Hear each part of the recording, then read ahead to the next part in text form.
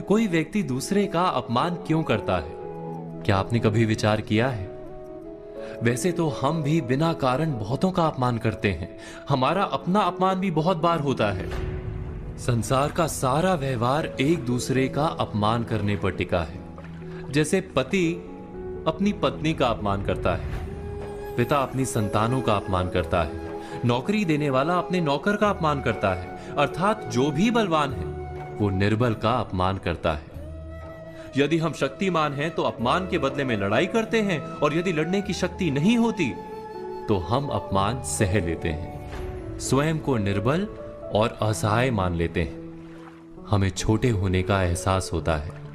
ऐसा प्रतीत होता है जैसे हमारी आत्मा कुचली गई हो। किंतु कोई किसी का अपमान क्यों करता है? हम विचार कर रहे थे कि जब अपमान होता है तो मनुष्य को अपनी निर्बलता का एहसास होता है, और निर्बलता का बोध मनुष्य को कुचल देता है। वो अधिक से अधिक निर्बल बन जाता है, अत्याचार सहने की आदत सी पड़ जाती है, आत्मविश्वास का नाश हो जाता है। और जब आत्मविश्वास नहीं होता तो मनुष्य शराब और जुए जैसे व्यसनों में सुख ढूंढता है, मन से रोगी बन जाता है। आखिर किसी भी मनुष्य की ऐसी दुर्गति कोई क्यों करता है? अपमान करने वाला वास्तव में क्या सिद्ध करना चाहता है? कभी गहराई से विचार किया है?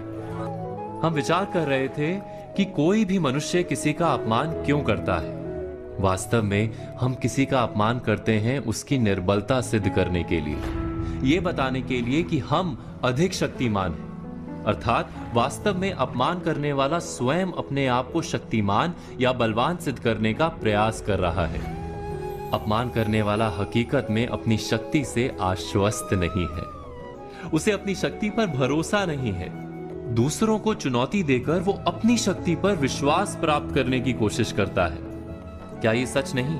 हम बात कर रहे थे कि जब हम किसी का अपमान करते हैं तो वास्तव में इतना ही प्रकट करते हैं कि हमें अपने बल पर भरोसा नहीं।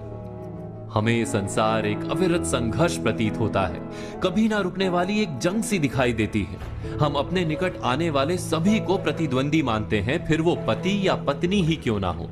हमें निरंतर लगता है कि हमें अपनी शक्ति सिद्ध करनी होगी, अन्यथा हमारा शोषण होगा, हम किसी के गुलाम बन जाएंगे। किंतु क्या हमने कभी विचार किया है कि दूसरों को प्रतिद्वंदी अर्थात दुश्मन मानने के बदले कलीग मान लें, हमारी सहायता करने वाले सहयोगी मान लें, अर्थात दूसरे व्यक्ति को प्रेम करें तो उसका अपमान करना आवश्यक ही नहीं होगा। किंतु प्रेम करने के लिए आत्मविश्वास आवश्यक है। जिसे अपनी शक्ति पर विश्वास नहीं, वो प्रेम कर ही नहीं सकता। अर्थात जिसका हृदय आत्मविश्वास से भरा होता है, ना वो अपमान करता है, ना अपमान को स्वीकार करता है। क्या ये सत्य नहीं? इस तथ्य पर विचार अवश्य कीजिएगा।